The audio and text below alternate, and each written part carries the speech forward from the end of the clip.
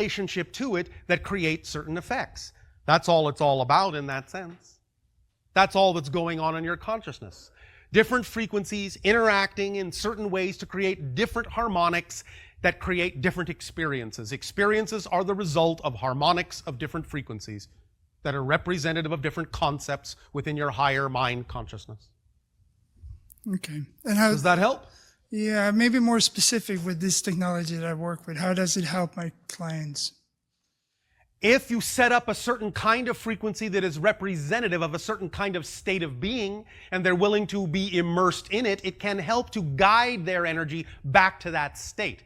They can learn to entrain with it, in a sense. They can learn to resonate with it, to identify with it.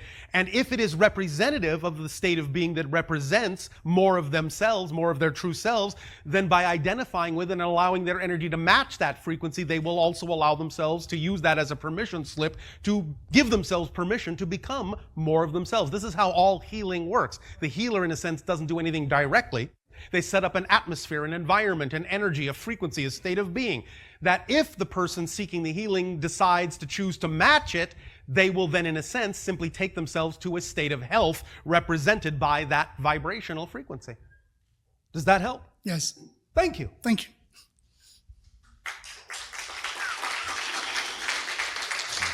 Hi, Bashar. And a you good day. Mine's a historical question. A hysterical question. Yeah, I'm curious. Was there an actual Jesus Christ, a living Christ? There is, not was. So it's when you talk about the Christ consciousness, it's a continuous thing where the There is, again, the idea to understand in this way. What you call your linear timeline framework, I'll speak in this sense in terms of your time frame linearity. Yes, there was an actual individual named Yeshua who reflected and represented the idea of an expression of what we have termed, using your terminology, the Christ consciousness, which is simply the idea of the collective consciousness of your world. Same thing as Buddha nature, Krishna spirit. You understand? All the same thing can be expressed through individuals by being more and more themselves. But that energy still exists in a variety of ways, and at the same time understand it this way. Anything you can imagine is in some way, shape, or form a reality, because you cannot imagine non-existence. So if you say, was such and such real? Is such and such real? Is this real? Is that real? If you were capable of conceiving it, on some level it's real. It may not have the relevance to your reality expression. It may not be the same kind of reality, but it's real. Because you couldn't imagine it if it wasn't, because you can't imagine non-existence. So anything that actually is truly non-existent, you will never be capable of conceiving of it. Ever. Well, then was the story manipulated? In some ways, yes. But again, it depends on which parallel reality you're talking about, because that being exists in a multitude of parallel realities. Which parallel reality are you in right now, and which story belongs to that parallel reality? Mm-hmm. Because these things change in a variety of ways depending on how you change. Right. So, again, in the way that you mean it, in your space-time linearity, yes, there are individuals who took it upon themselves intentionally to manipulate certain aspects of the story that existed in their particular reality at the time for certain reasons and purposes. Yes? Thank you. Does that answer your question sufficiently? Yes. Anything else you wish to explore? No. Thank you. Thank you.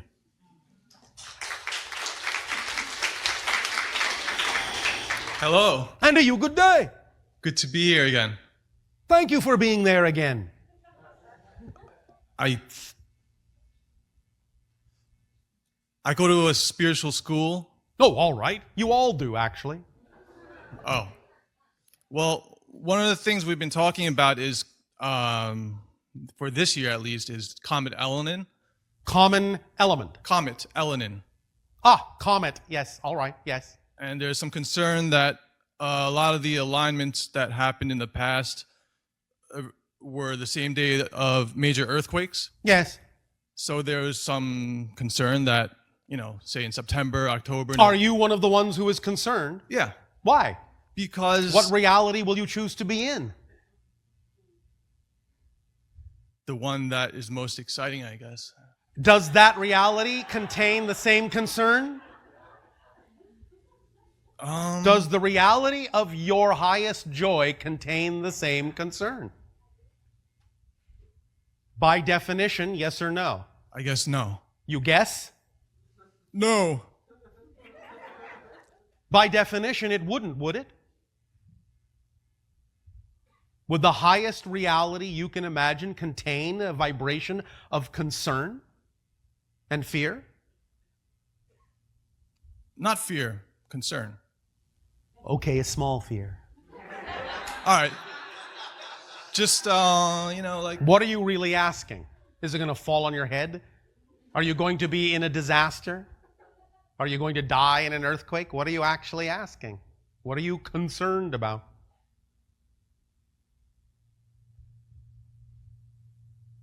I don't think it's... Okay, I want knowledge on and or information on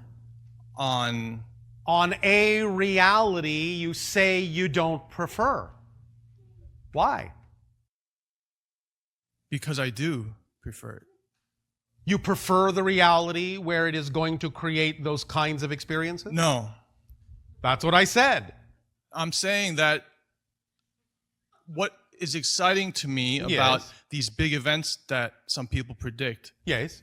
is exciting to me. Not, people dying and stuff like that, but all right. But big changes that totally change everything. That excites me. But everything totally changes everything. That's true. Thank you. That must mean you're excited all the time.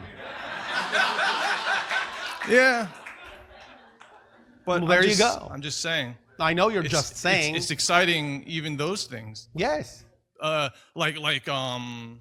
You already addressed Nibiru. I was disappointed Why were you disappointed? because I was looking forward to a big planet showing up. Why? It would have been fun. All right. Well, you can shift to a reality where a big planet shows up. Okay. If that is relevant to the life path you have chosen. Maybe it is, maybe it's not. We'll see. But you can do it. If that's truly, truly, truly representative of your path of highest excitement, you will shift to a planet where a big planet shows up. Simple as that. You don't have to wonder about it. You don't have to worry about it. Whatever appointments any of you have made, you will not miss.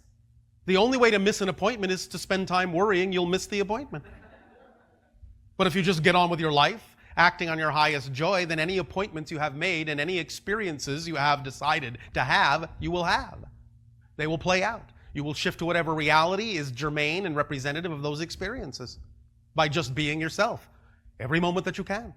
It will automatically, synchronistically place you exactly when and where you need to be to give you the representation and the reflection of what it is that gives you the greatest joy.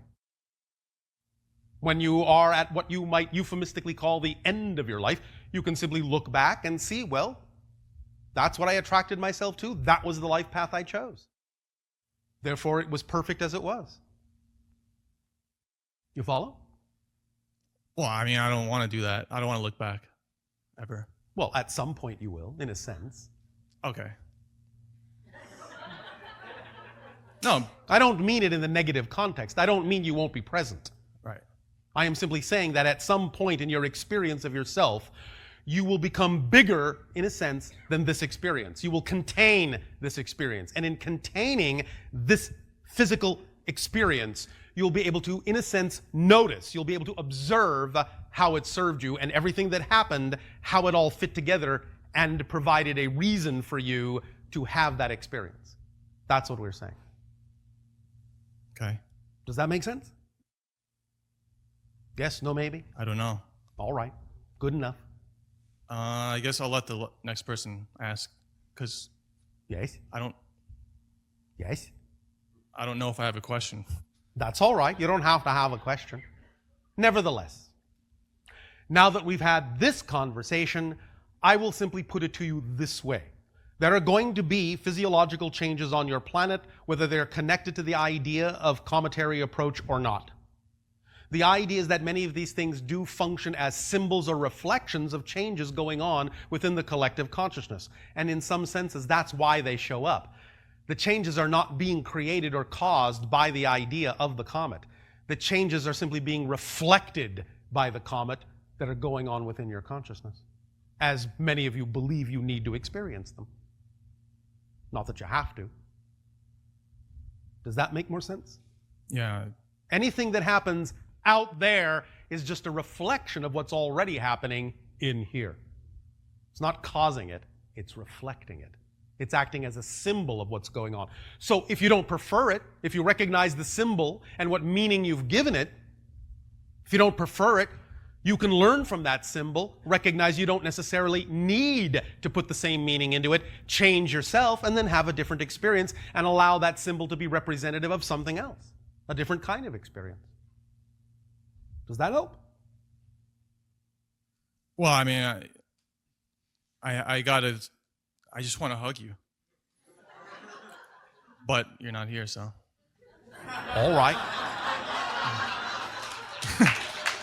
Anyway.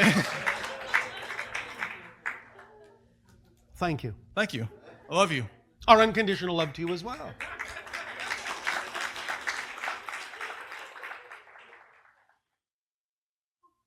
Good day, Bashar. And to you, good day. I feel like I have this karma dharma thing going that I'm creating. Karma Dharma. I feel like my greatest excitement is Yeah. also my greatest fears. Many times it is. So my biggest joy would be to go with my greatest excitement and allow the fear to dissolve. You transform the fear into your excitement. Understand what fear is. You only have one energy. You're 100% that energy. You experience that energy as excitement when you filter that energy through belief systems that are in alignment with your true vibration. You experience the very same energy as fear when you flow it through belief systems that are out of alignment with your true self. That's what fear tells you, is you have a belief that's out of alignment with your true self. That's why you're feeling your energy in the form called fear. It's a messenger that brings your attention to the fact that you have that belief system that you don't prefer. So it gets you to understand that and gives you the impetus to find out what that belief is so that you can let it go, replace it with a new belief that is in alignment with your truth, and transform the same energy that you're feeling as fear into the energy you now feel as excitement. That's how it physically works. That's the mechanism. Does that make sense? It does. So what's the fear? What's the belief? There's a lot of them. Well, start with one. Well, this is very scary for me to like talk in front of people. All right. Oh boy. Yes. But it's also my highest excitement, Yes. and so I'm doing it. Well, but remember, I'm also feeling the thing that actually is your highest excitement is not actually the thing that scares you. The belief about the excitement is what's generating the fear. It's not the excitement itself. It's not the thing itself. It's the belief about the thing. You understand? So, what is the belief? What is the thing you are afraid will most happen? Most afraid. One way to discover what your belief is to amplify it. What's the worst possible thing I believe might happen if I move in the direction of my highest joy? When you amplify it like that, the beliefs usually become very clear. What is the worst possible thing you imagine, you believe might happen when you move in the direction of your highest joy? Name one. one of the Worst possible things you're afraid might occur. that I am humiliated and I look like an idiot and fall on my face. How exciting! Do you need to learn the secret mantra? Yes. So what? Who I've done it cares? so many times Who that cares what other people think? Why do you care so much about what others think if you know this is true for you? What does their opinion have to do other than functioning as advice that you can double check yourself against. You can always accept the advice as a way to make sure that you're balanced and on track, and then thank them for that. But beyond that, their opinion has no bearing on what you decide is true for you. So why do you give it so much credence over your own understanding of what's true for you? I don't know. And what is humiliation anyway? What's so embarrassing about finding that something doesn't work? Many of your scientists are overjoyed when they experiment with things and something doesn't work. Then they know that's a path they've eliminated. The path that now remains is clearer. Many times, most of you, in fact, will discover what you do prefer by discovering clearly what you don't. It makes it a black and white situation. So why not rejoice in discovering what you don't prefer, because it has now clarified what you do? When something doesn't seem to work, quote unquote, it has worked to show you more clearly what does. That's a cause for celebration, not humiliation. Unless, of course, you enjoy the sensation of humiliation. I wouldn't want to take that away from you if that's what you enjoy. I'm somehow preferring it because I get it a lot. Yes, but you're preferring it because of how you're defining the idea of what it is that's happening. You think that because you're not, in a sense, succeeding in a certain way because of how you've defined success, that if you don't create that and put all these conditions on it and don't achieve all these conditions, that somehow you're a failure, that it reflects badly on you as a being. And it doesn't. You only have bought into the idea that it does. Remember, we have said, if at first you don't succeed, redefine success. You understand? Yes. If one type of the definition of success doesn't work for you, create your own definition of what success is. Success, really, as you say in your language, bottom line, is really just being yourself. That's a success. Doesn't matter in that sense how you go about it. Sometimes being yourself means you might fall flat on your face. So pick yourself up. But you've learned something. Yes? Yes. Isn't that cause for joy? Isn't that fun? Yes. Well, can you redefine these experiences in a way that's more aligned with the way you prefer these definitions to be? Or do you want to continue to stick with the old definitions that create the sensations that you say you don't prefer? Which? I want to say I'll try, but there's... Well, all right. You can do that, but then all you'll be doing is having the experience of trying. If you enjoy the experience of trying as opposed to the experience of doing, that's your choice. But I don't think that's what you actually prefer. No. Well, since you know that, why not just do? Why not just be who you are? Why not? Why not? Really, why not? I don't know. Yes, you do. Yes, you do. It goes back to I'm scared. Of what? Again, describe in more precise detail what you are scared of. When you say humiliation, describe a scenario. Maybe it's the unknown. Maybe? It's the unknown. So you're saying you don't know if it's the unknown? It's unknown that it's the unknown? If it's unknown that it's the unknown, you're already experiencing the unknown. You don't sound scared. So you've already experienced the unknown. So we can scratch that off your list. You're not afraid of the unknown because you already showed me that you are not knowing about the unknown. You're okay with not knowing about the unknown because you say you don't know. So that's all right. That's the unknown. You're not afraid of the unknown. So what else? What else are you afraid of, or what else do you think you're afraid of that maybe you're not actually afraid of at all? Maybe getting what I really am excited about. And if you get it, what do you think will happen? What do you believe might happen if you get what you want, get what you prefer? That you'll lose it? Yes. Yeah. I've gotten something that I wanted, and now I live in fear more that I have it because I fear that I'm going to lose it. All right. And I was better. I got a sum of money, and Yes. before I didn't have money, I was like, yay, and I trusted myself. And now Yes. getting the sum of money, I always think I'm going to lose the money. Well, why not continue to trust yourself? And not make your happiness conditional on the circumstance. Whether the money stays or goes, can you not recognize that if it does stay or if it does go, it will be representative of something that will actually clear the way for more happiness? And it's not a failure, it's not a loss. It's just another step on the path to greater happiness, no matter what form it takes. If you treat it that way, you will experience it that way. If you define it as a loss, what do you think you're going to experience it as? A loss. Thank you. But if that's not how you prefer to experience the change that may occur, then why not give it a definition that works for you? If this money moves out of my life, that's only going to clear the way for something even greater that I can't possibly imagine, but I know it's just going to be so much fun. I'd like to think that. Why don't you believe that that's just as real as any other belief that you believe in? That's the question. Why does that seem too good to be true? Nothing is too good to be true. That's just a belief. Now, if you've been supported by the universe in your ability to believe that something in that sense is too good to be true, then why wouldn't you be supported in any other belief? All beliefs are equal in the eyes of the universe. It supported you in this belief, that belief, all the way through your life. You've changed your beliefs here and there. The universe has supported you in every single belief that you've bought into.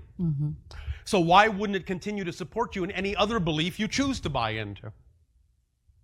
The mechanism always works. It never fails. If it did, again, everything wouldn't exist. So as long as you exist, which of course you always will, because that's the first law, existence knows no other state but existence. Existence doesn't become non-existence. Non-existence is already full of all the things that will never exist. There's no more room in non-existence for the things that exist. They cannot become non-existent. So if you exist, you always will. You exist now, there is only now. So you will always exist now. So if any belief you've ever had has always been supported, and you know that any belief you choose to have will also be supported. Otherwise, if it wasn't supported, the universe wouldn't exist. Reality wouldn't exist. Experience wouldn't exist at all. Is this making any sense? Yes. Is it making enough sense for you to actually allow yourself to believe it works for you? I wanted to. Why don't you know that it does based on what we just said? Do you exist? Yes. Then how can it not be working for you? It's a simple mechanism. It's not complicated or mysterious at all. It's just changing the belief. Yes, I can do that. I know you can. You've done it many times. And it's always been supported. Negative and positive has always been supported. Yes? Yes. Well, why should the next belief be different? Because even if you believe the next belief will be different, that's just a belief too, and that will be supported too.